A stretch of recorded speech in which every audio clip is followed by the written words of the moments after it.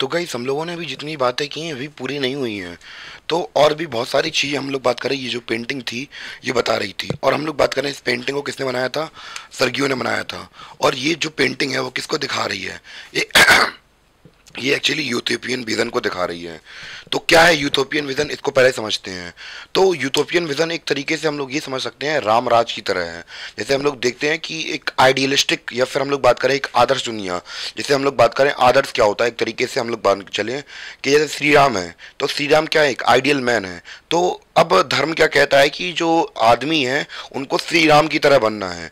तो भैया अब हम लोग बात करने वाले हैं कि इस पेंटिंग के अंदर जो हमारे जो पेंटर है वो यूथोपियन विजन यानी कि एक आइडियलिस्ट कंट्री बता रहा है कि जितनी भी कंट्री है उसको कैसा होना चाहिए। तो उसका एक विजन है कि जो कंट्रीज हैं, या फिर हम लोग बात करें नेशंस हैं या फिर किंगडम्स हैं, वो किसमें एक उसके जो आइडियलिस्टिक वर्ड है। तो यूथोपियन जो विजन है, एक यूथोपियन विजन क्या है, एक ऐसी कंट्री जहाँ पे सब कुछ आइडियलिस्ट हो। आइडियलिस्ट का मतलब आदर्शवाद हो, यानी कि सब कुछ अच्छा हो, अच्छा कुछ भी बुरा ना हो। तो एक ऐसा विजन है किसका, हमारे पेंटर का, जिसका नाम सर्गियो है। तो सर्गियो जो हमारा है उसका विजन है ये, उसका विजन का नाम क्या है, यूथोपियन विजन है। ठीक है। और हम लोगों ने अभी तक जितनी बात कर ली थी वो तो ठीक है, और उसके आगे बात कर लेते हैं। तो आपको यार छोटा मोटा दिख रहा होगा, तो मैं लास्ट में अभी कटआउट डाल दूंगा इसका नोट्स में पीडीएफ टाइप में, तो आप लोग देख लेना। ठीक है। आई थिंक इतना क्लियर दिख रहा होगा अभी भी। तो फिर भी मैं एक एक लाइन रीड करता जा रहा, जिससे कि आपको समझने में भी प्रॉब्लम ना हो और नोट्स बनाने में भी कोई दिक्कत ना हो। जैसे हम लोग देखें यहाँ पे क्या लिखा है, the people of the world are grouped as distinct nations identified through their flags.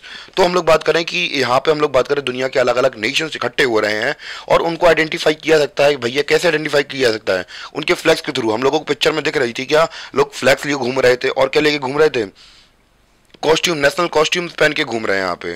तो हम लोग उनको उनके नेशनल फ्लैग से सिंबलाइज करते, एक तरीके से आइडेंटिफाई कर सकते हैं। Leading the procession way past the Statue of Liberty are the United State, Switzerland, which by this time were already nation states. तो अब भैया यहाँ पे ये बहुत लाइन खास हो जाती है। तो जैसे यहाँ पे जो नाम लिखे हैं, हम लोग बात करें यूनाइटेड स्टेट्स, स्विट्जरलैंड।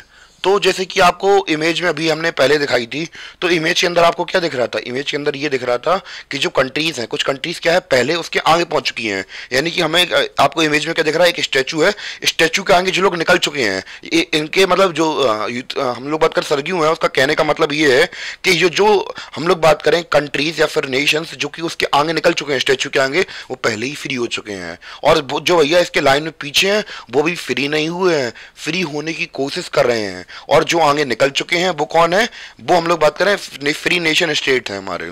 जैसे कौन, यूनाइटेड स्टेट। तो हमें पता है कि जो हम लोग बात करें सबसे हम लोग बात करें ब्रिटिश से बहुत पहले ही आज़ाद हो गए थे, कौन, यूनाइटेड स्टेट्स और स्विट्जरलैंड। तो भैया उनसे पहले ही आज़ाद हो चुके थे। और जो हम लोग बात करें फ्रांस, तो अब आपको इमेज में दिख रहा होगा कि जो हम लोग बात करें यूनाइटेड स्टेट्स और स्विट्जरलैंड, तो भैया पहले ही निकल चुके हैं। और ये लोग क्या बन चुके हैं, ये लोग फ्री, पहले हम लोग बात करें एक नेशन स्टेट बन चुके हैं। यानी कि हम लोग बात करें एक आज़ाद हो चुके हैं मोनार्कियल सिस्टम से। अब भैया ये फ्री विल के साथ आराम से जी रहे हैं। और हम लोग बात करें इसके बाद, भैया इंपॉर्टेंट बात है कि इसके बाद कौन लगा, जस्ट इसके बगल में नीचे हम लोग बात करें स्टैचू के नीचे कौन दिख रहा है, फ्रांस। जो कि अभी हमें पता है कि अब चैप्टर 9 से कनेक्टेड है, क्लास मतलब क्लास 9 भी कनेक्टेड है यहाँ पे। आपने देखा था फ्रेंच रेवोल्यूशन, तो ये फ्रेंच रेवोल्यूशन के समय की बात चल रही है यहाँ पे। तो हम लोग बात करें फ्रांस के अंदर क्या हो रहा था, हमने लुई 16 के बारे में पढ़ा था हमने वहां पे। तो कैसे हम लोग बात करें कि अब स्टैचू ऑफ लिबर्टी ये खड़ी है सामने, और नीचे कौन खड़ा है, जर्मनी। आगे कौन निकल गए, एक अच्छी तरीके से समझ लीजिए, आगे कौन निकल गया है, यूएसए और स्विट्जरलैंड निकल गए हैं। अब फ्रेंच रेवोल्यूशन हो गई है, तो जहां फ्रेंच बिल्कुल हमारे नीचे खड़ा है, और पीछे कौन खड़े हैं, जर्मनी वगैरह है, दूसरे कंडम्स वगैरह वो पीछे खड़े हुए हैं। जर्मनी, सॉरी, जो फ्रांस है वो मेरे जस्ट बिल्कुल नीचे खड़ा हुआ है, बस आशीर्वाद ले रहा, भैया अब आजाद हो गए, आजाद हो गए, आजाद हो गए। तो बस बिल्कुल हमारे नीचे खड़ा हुआ है। ठीक है, फ्रांस तो आजादी के पास। तो France identify bye revolutionary tricolour. तो भैया हमें जो स्टैच्यू ऑफ लिबर्टी है उसके जस्ट नीचे में एक आदमी दिख रहा है, एक लड़की दिख रही है, एक आदमी दिख रहा है, एक इंसान दिख रहा है जो कि ट्राई कलर लिए है। वो किसका सिंबल है, फ्रांस का सिंबल है। किसका सिंबल है, तो उसका जो रेवोल्यूशनरी ट्राई कलर है। ठीक है, has just reach the statue. तो भैया ये जस्ट पहुंचा ही पहुंचा है, यानी कि फ्रांस की क्रांति जस्ट हुई हुई है। अब ये भी क्या बनने वाला है, ये भी एक नेशन स्टेट बनने वाला है। ठीक है, यानी कि एक तरीके से समझ सकते हैं आजाद होने वाला है। Clear. She is followed by the people. तो भैया आपने, मैंने आदमी इंसान बोल दिया था, सी थी वो, ठीक है। She is followed by the Germany bearing black red gold flag.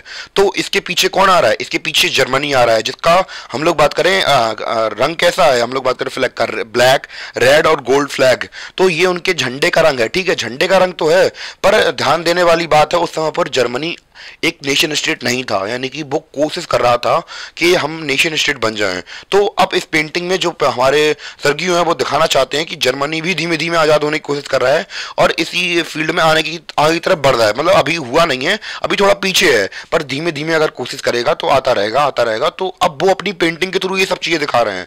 सोच के देखिए कितना डीप माइंडिंग। मैं भी सोचता था पहले बचपन में पेंटिंग करूँ, पर इतना भयंकर पर्सपेक्टिव मेरे पास भी नहीं था जितना कि सर्गियो के पास था, क्योंकि काफ़ी समझदार इंसान थे, मुझसे बहुत बूढ़े पुराने हैं, तो फिर क्या ही कह सकते हैं। तो भैया आप जर्मनी के बारे में बात कर ली, जर्मनी के भी पीछे बहुत से लोग खड़े हुए हैं।